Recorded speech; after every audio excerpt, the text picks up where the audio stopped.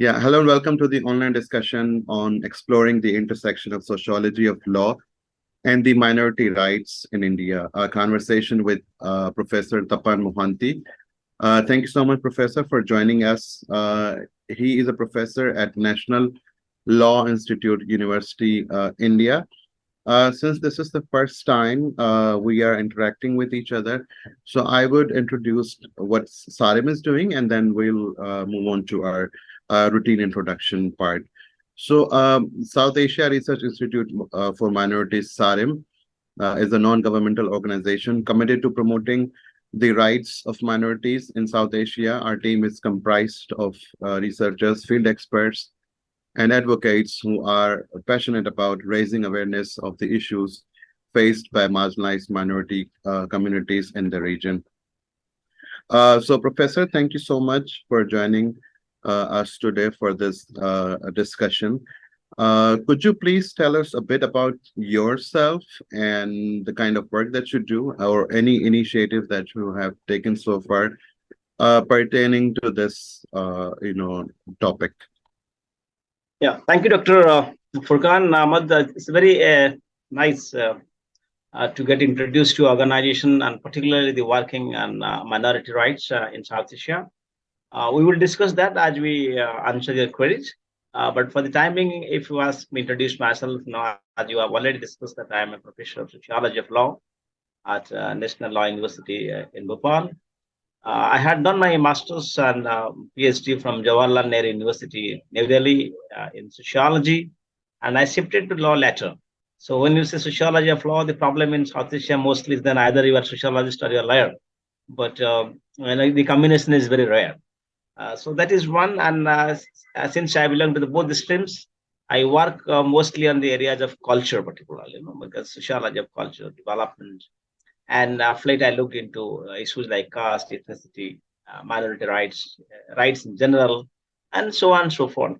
Because one of my work earlier was on Bhopal gas tragedy, which talk about industrial disaster, one largest industrial disaster that happened to the mankind. So in chemical disaster that way. But of course, I had worked into now tribal issues, tribal rights in India, indigenous people. And then I look at how law tackles these issues pertaining the problems of development, problems of sharing the resources between a wider section of people who belong to different communities, different groups, different ethnic identities, and so on and so forth. So that is my, in brief, my introduction. Thank you so much, Professor, for introducing yourself and letting us know about the kind of work that you do. And we really appreciate and wish you all the best in your future endeavors. So moving on to our theme today, Professor Mohanty, your work has extensively explored the intersection of sociology of law and minority rights in India. Could you please provide an overview of the key sociological factors that influence the dynamics of minority rights in the Indian context? Thank you, Mr. Ahmed, because if you see South Asia in general has a problem in dealing with different groups, primarily because of its colonial past, primarily because of ethnic conflict, because so much of diversity in terms of religion, in terms of language, in terms of beliefs, so in terms of ideology. So therefore, we have become, as Hamza Ali once said, we have become almost like a state. But whether we have become a society, or initially we have become a society or differences, but once we made a political state.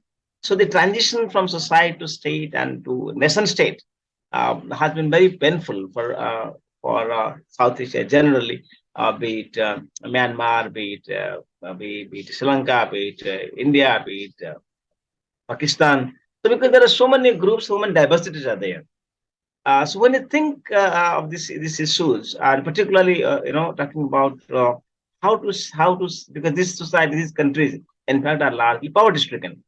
So whether you look at Pakistan, look at Bangladesh, look at Sri Lanka, look at India, look at Nepal, how much primarily poverty was there. So once you have in a poverty-stricken country, so you need and resources are scarce. Then the question becomes, how do you get the resources equitably distributed? Now, who will play that role?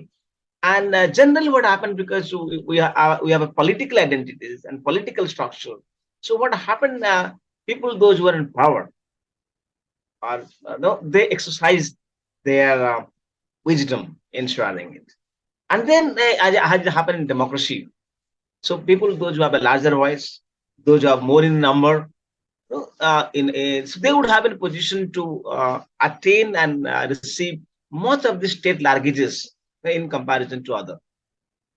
Earlier, it was a feudal system, so where the landlords, jamindars, they were in a better position than the others.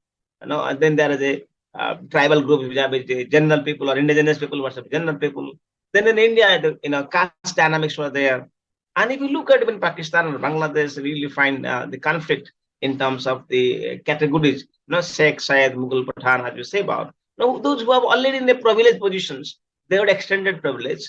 Those who are not so privileged positions, no, they have to strike. They have to strive for those, achieve those things.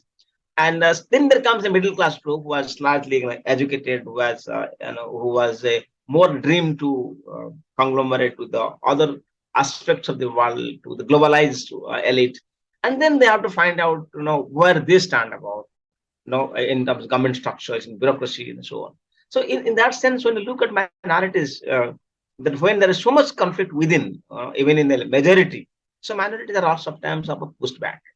So they would have a, be it Sikh minority, be it a Islamic minority, be it is Jains, be it. So unless until you are a part of the larger group, so your access to and opportunities are usually limited. And it is this context state has to play dominant and decisive role, because unless until you create a just, equitable, fair society, the development is not possible. And that is where the constitutions, that is where the law, that is where the political ideology, and that is where commitment to development are important. And in this source, I try to, because these are sociological realities, existence of caste, existence of social conflict is also a social reality. Now, how to minimize the conflict? As you know, as once it was Bentham said, that when you look at utilitarian principle, then you will find there will be bound to be a friction. The question is that how do you limit the friction? Because friction is inevitable. If I am what is called someone Arthur Kohli, somebody says that if I am part of the elite group, I am part of the privileged group, or what sociologically called, if there has been embourgeoisement of us, and you take something from me, that will ultimately affect me. I will think that why should I leave the opportunity that was with me to give somebody else? So it has to be created, and state has to use sometimes force, sometimes persuasion, sometimes influence. Look, that if you, unless until, because what you perceive is a short-term reality. In long term, unless until you create a just, equitable, fair society, then there will be revolution, there will be conflict, there will be bloodshed, there will be violence. Therefore, it is inherent, like it happened in family, that we share what we have. So that is in that context, our understanding of minorities are excluded. So the notion of exclusion and inclusion is also important. And I think as sociologists, we need to look into those social reality, those dimensions of conflict, and the mechanisms and modes of resolution in peaceful. So that's what we do, and that's what my thought, my belief, my research are indicating. Thank you. Thank you so much, Professor, for profoundly, informing us about the sociological aspect of the kind of issues that minorities are facing in our region. And you have like categorically, given us examples of how, things are shaping up if, for instance, they are, dominated by the, privileged class. So thank you so much. I will quickly move on to our another question. Like India is known for its rich diversity with numerous religious, linguistic, and ethnic minorities. How does the legal framework in India address the unique challenges faced by these diverse minority groups, and what sociological insight can be drawn from this? You somehow touched that part. So could you please elaborate a little bit about? Thank you, Dr. Ahmed. That gives another opportunity to explore what I had already left out. See, as I said, there are so much of diversity, so much of diversity, diverse groups, and so much division of advantages and disadvantages groups. Now, for example, like tribals, let's take an example of that. There are two approaches there. That one was proposed by very Elwin, who was an anthropologist, who said, look, tribals are living in their own areas, so let them maintain their autonomy. No, we don't bring them to our civilization, our education, our job system like that. But on the contrary, there was a Nehruvian perspective said, no, we must integrate them because our fruits of development also reach to them. We cannot let them live such a way that they are subject to the vagaries of nature, subject to the diseases, subject to the superstition. So we need to bring them into touch with modernity. In the process, what happened that the balancing it out is become difficult. So similarly, when you look at the India's constitutional different type of groups, religious groups, cultural groups, like for example, like in Pakistan, you talk about that even Muslims. There are Bora Muslims, there are Shia Muslims, there are Sunni Muslims. So then how to bring them together? No, because essentially there is a conflict. Similarly, there are other religious groups. Then there are otherwise caste groups. So what constitution tries to do, because what is the provisions we have? And one significant provision that we talk about is the constitution. Right. We have a very vibrant constitution. And constitution kept in mind that what should state do. And it has narrated provisions. And for example, like articles of fundamental rights, it said, look, the first article talks about that we are the citizens of India, we are equal, irrespective of caste, class, gender, religion, language, whatever you talk about, sex. So we are equal.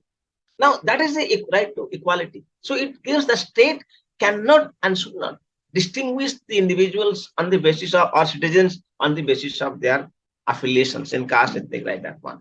Secondly, when you look at minority, that is one, inclusive provisions. Then we have Article 21, which talks about the right to life and liberty.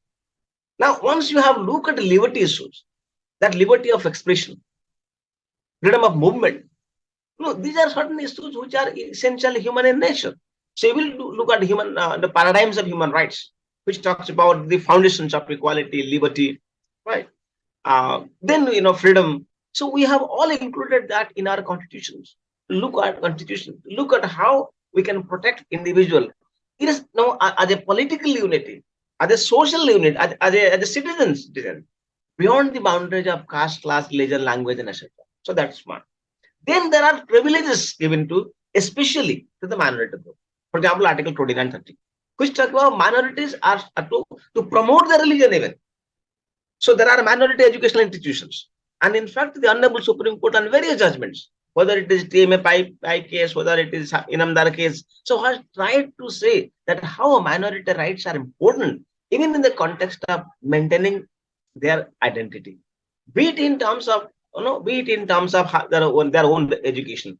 So therefore, you will find there are a number of madrasas in India, right, which talk about particular religious doctrines. Then there are these Sharia courts. Some examples are there existing. They're looking at them. And then thirdly, there are minority educational institutions, Christian institutions, missionary institutions, like Islamic university. Like we have though there are central universities, Jamia Millia Islamia. The names are there. Aligarh Muslim University.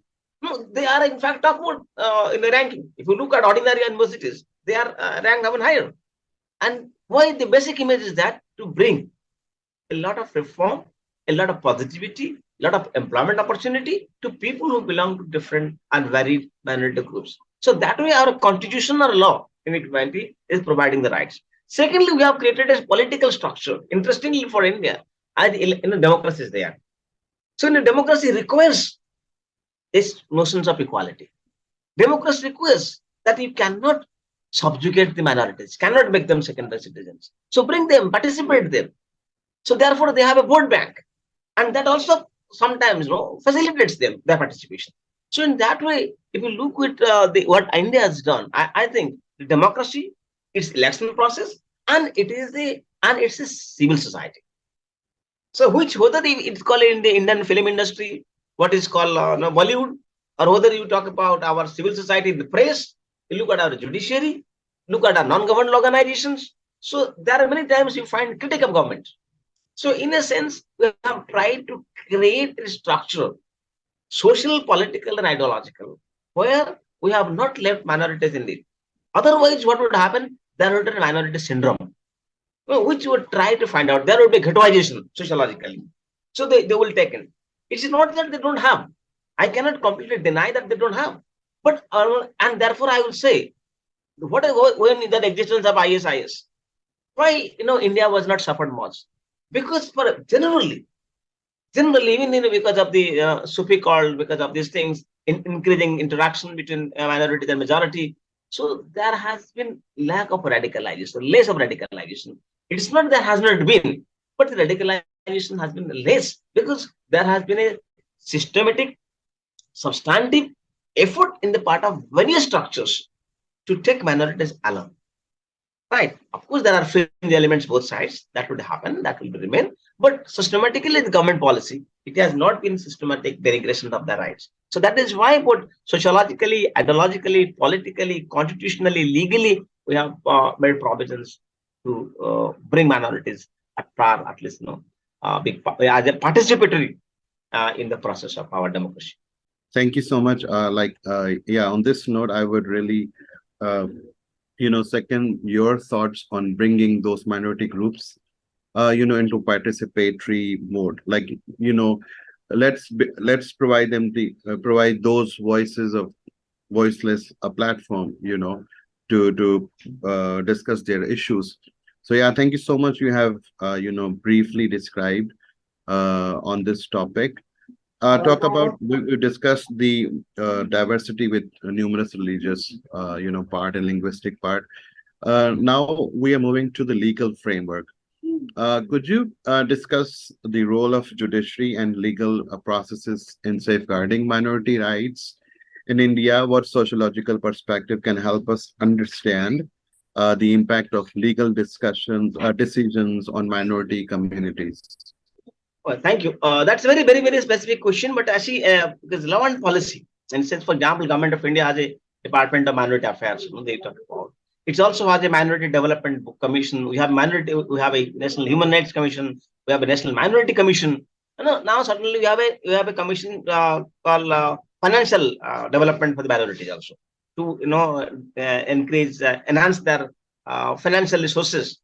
So in the sense of what judiciary has done, judiciary can do anything what is given in the law, what is given in the constitution. So are they discussed in terms of education? Right?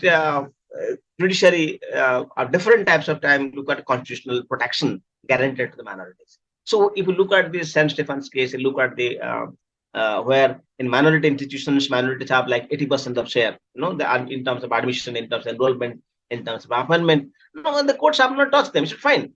Even if they are receiving state funds, receiving state largages, but within the constitution, we have allowed them to do so because they are few. They are not all over, everywhere.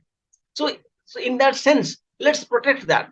Let's provide them. Otherwise, what will happen if you bring principle of equality everywhere? Then minority will be again left behind, even if they are rural institutions. So in a effort to look at that, courts have tried to read the constitutions, if not always in terms of as a letter, but also in the spirit of it. To see that in a diverse country like in India, now if certain protections or safeguards are given to that, a safety nets are given to them. So it would, in the nutshell, it will be beneficial to the society and the state.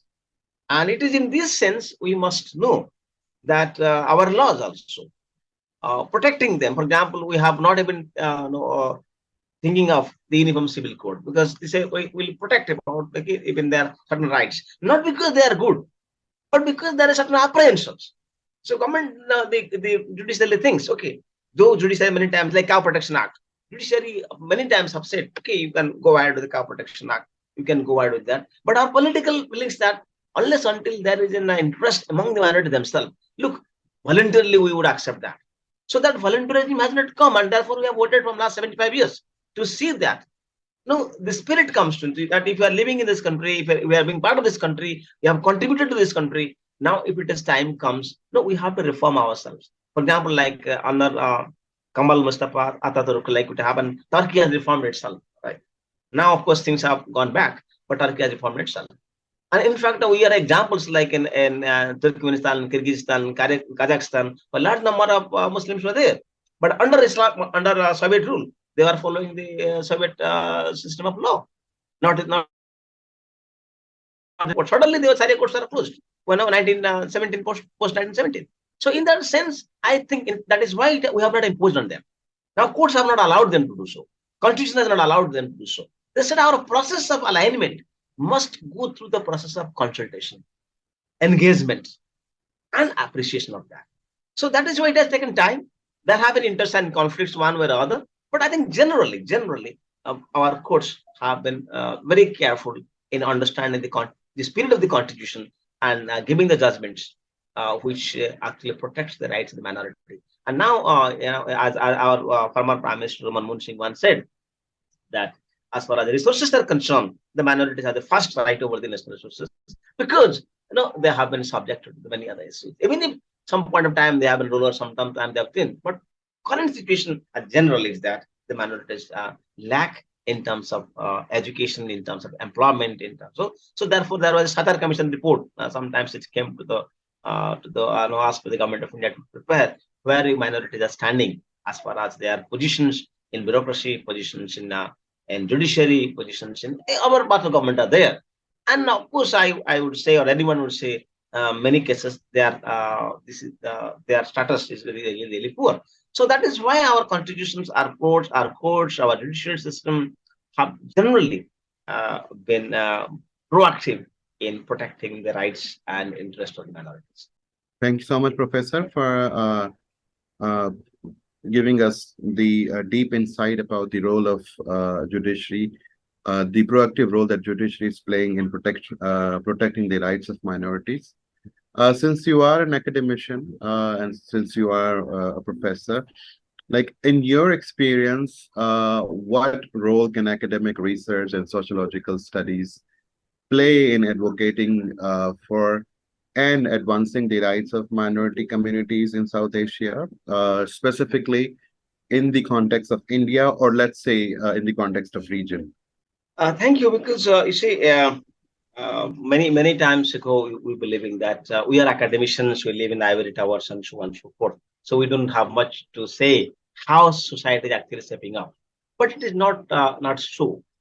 Because when we look at a Satar Commission report, it was an intellectual effort. When I say, for example, there was a problem in sometimes in India regarding the wearing of hijab among the Muslim girls for going to the school. There are some state government said no, it is in like it happened in France. So it said we are a democratic country, we are a secular country, and therefore such type of things have to be avoided as far as possible.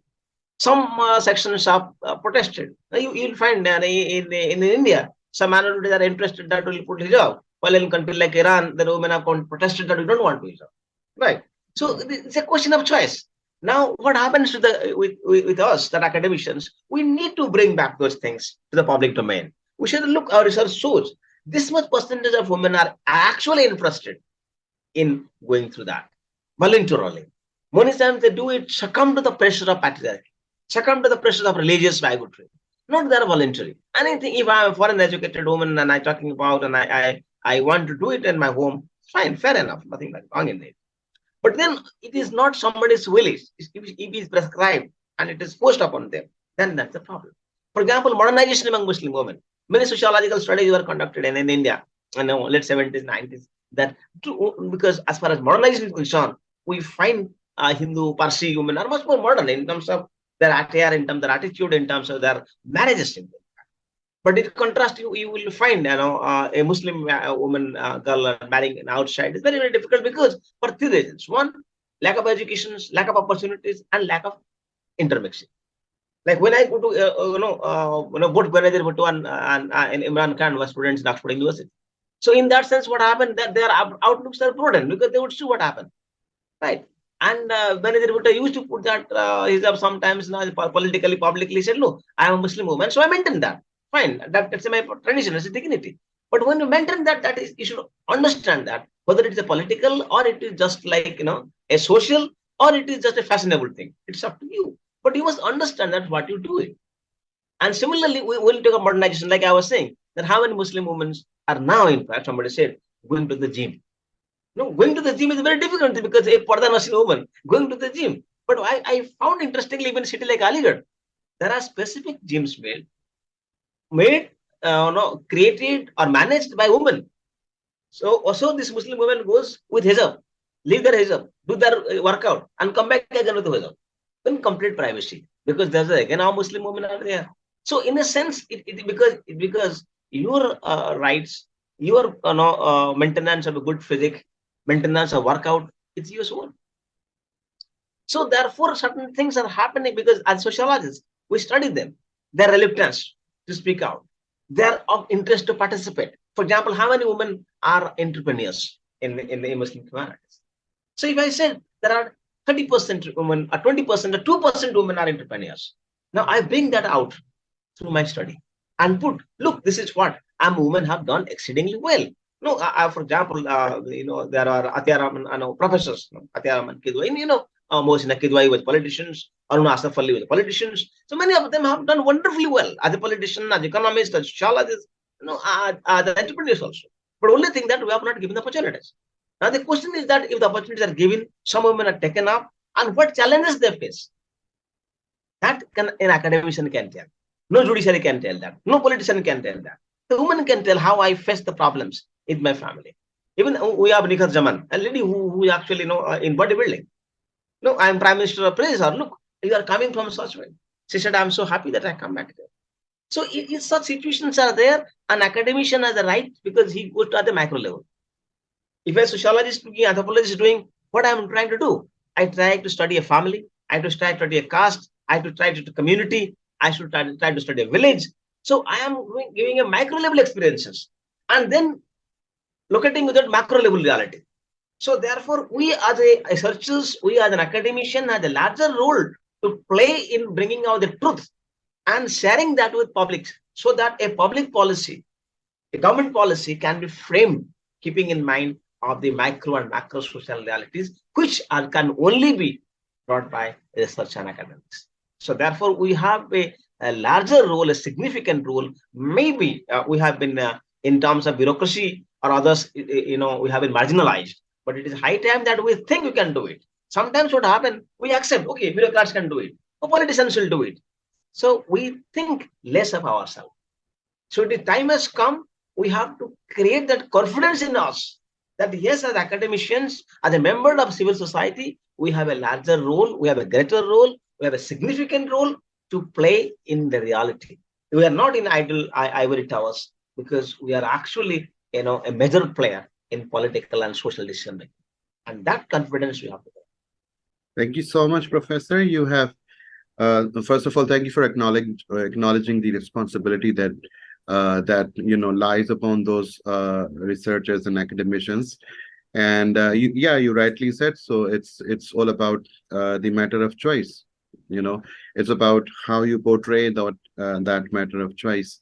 So you have somehow given us examples about the minority and majority communities, the relationship between that.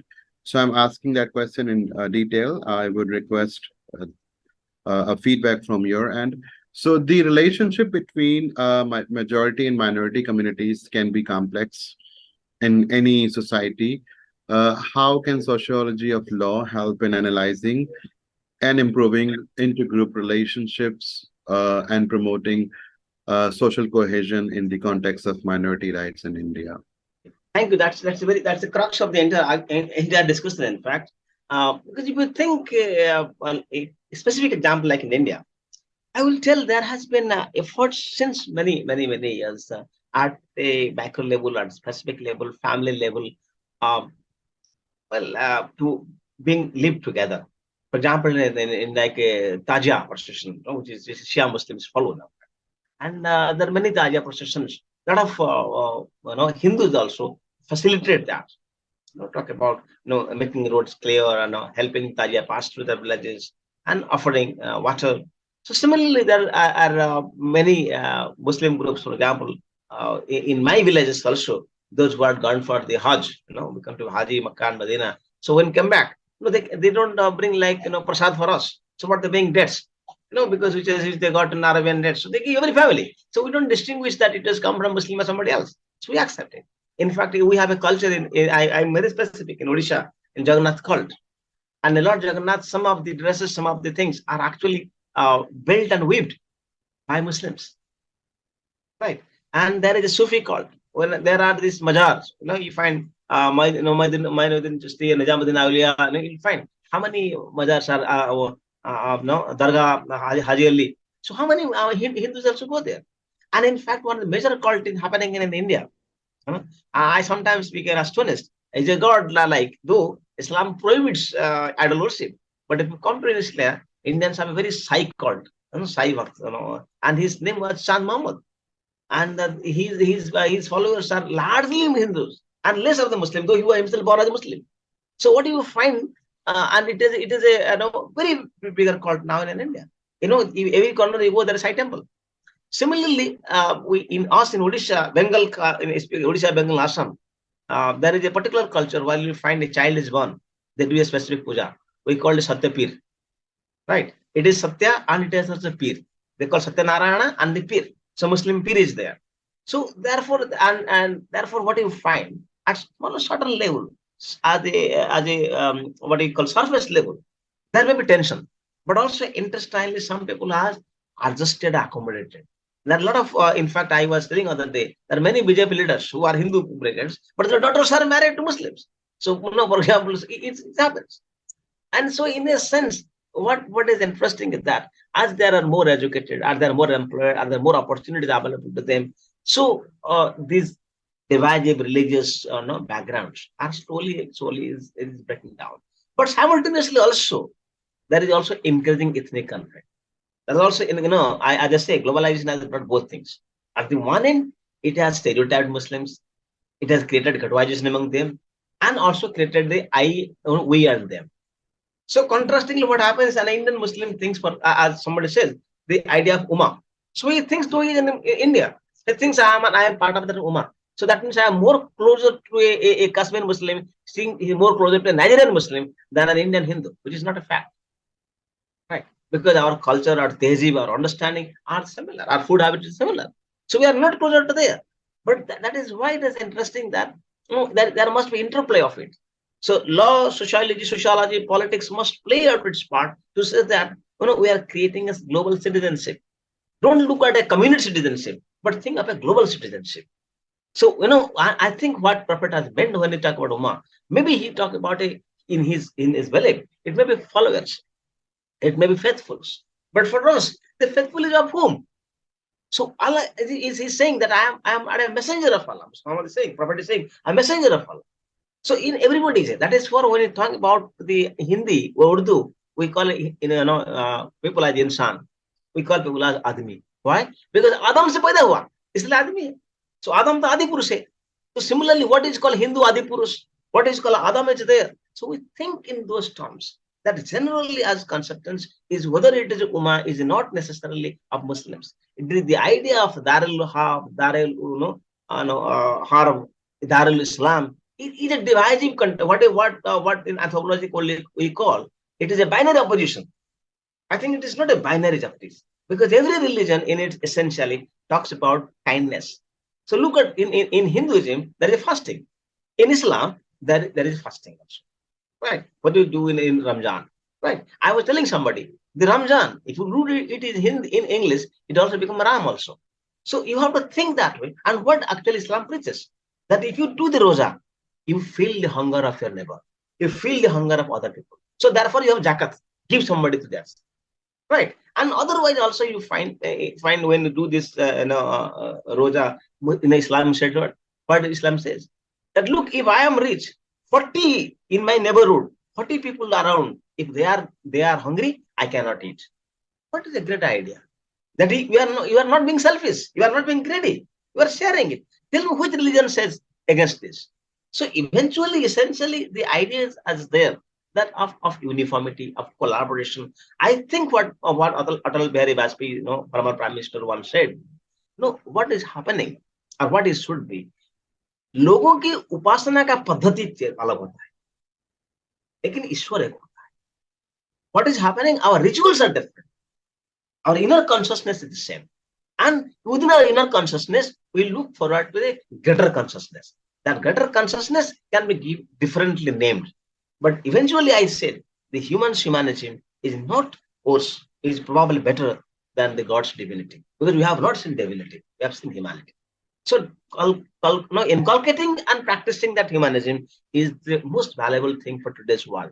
And I think as sociologists, economists, social scientists, researchers, scholars, academicians, member of civil society, we have a role to make the dialogue transcendental and reach to the people so that as an academician, we should not fail, that our education should be enlightenment. It should not be for employment. What I am doing, I'm employed, but it also should be enlightenment. That is what I think is a belief, is an ideology, and it's my trust. Thank you so much, Professor. It's some I would must admit that you sure have deep knowledge of ground realities and all that. So it's all about I would say this is where interfaith harmony comes into play.